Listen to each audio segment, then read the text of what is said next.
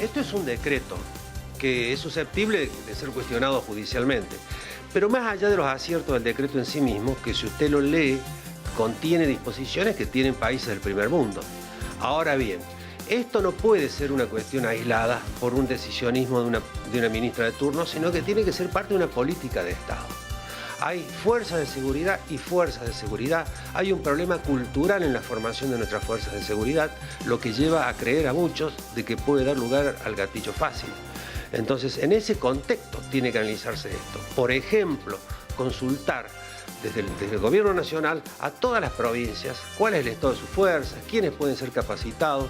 Hay lugares donde una persona con muy pocos meses de preparación le dan un uniforme y un arma de guerra. Y hay otros que tienen una alta profesionalización y que saben cómo actuar en las situaciones que el decreto establece.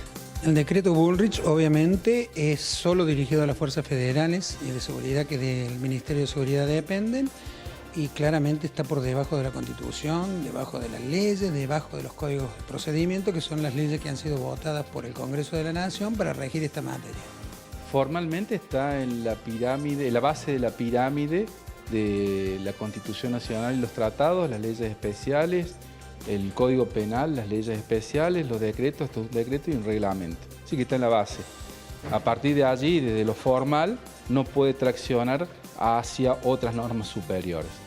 Desde el punto de vista, mirándolo desde el punto de vista jurídico, desde el punto de vista de la implementación, es una excelente campaña de marketing que apunta a un despliegue y a instalar una discusión que se podría y se debería dar en otro ámbito. Ese decreto fue dictado en el marco del Ministerio de Seguridad de la Nación y es directamente aplicable a la Policía Federal, a la Gendarmería, a la Prefectura Naval y a las Fuerzas Aeroportuarias, Fuerzas de Seguridad Aeroportuaria. Es decir, que no está extendido a las provincias, sin perjuicio que en el futuro las provincias dicten una reglamentación semejante o se adhieran a esta reglamentación.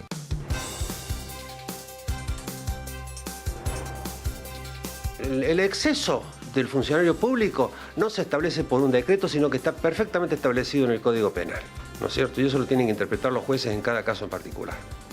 Obviamente lo va a tener que determinar la justicia, inexorablemente va a suceder ahí, está contemplado en el artículo 34 del Código Penal, y veremos si es que se excede o ha cometido un delito doloso. Y eso solamente se puede dirimir en un juicio. Depende de con cuál de estas varas se mida.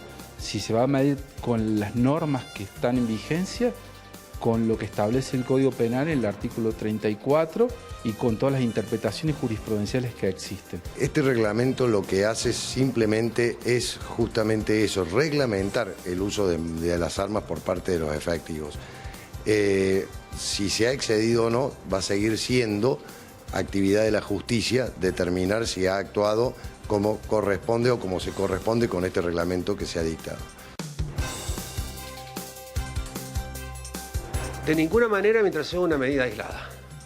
Si es parte de una política de Estado, consensuada y emergente de una ley del Congreso, empezaremos a pensar en serio. De lo contrario, yo creo que esto va a traer mucha incertidumbre a las fuerzas de seguridad, porque no van a saber, por ejemplo, las policías provinciales que no están bajo la esfera del decreto, no van a saber cómo actúa si su par de la Policía Federal, Prefectura o Gendarmería actúan de otra forma. Entonces, todos estos vacíos, esta incertidumbre, dan espacio para la delincuencia y la inseguridad. La delincuencia solo se reduce con un sinnúmero de políticas que se llaman políticas de seguridad democrática.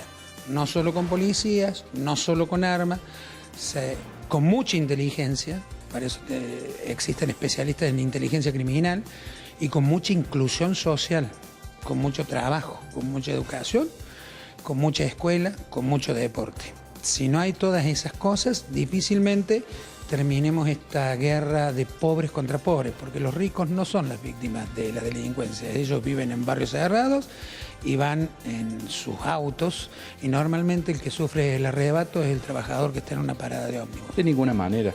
Lo que va a hacer es aumentar la cantidad de la población carcelaria.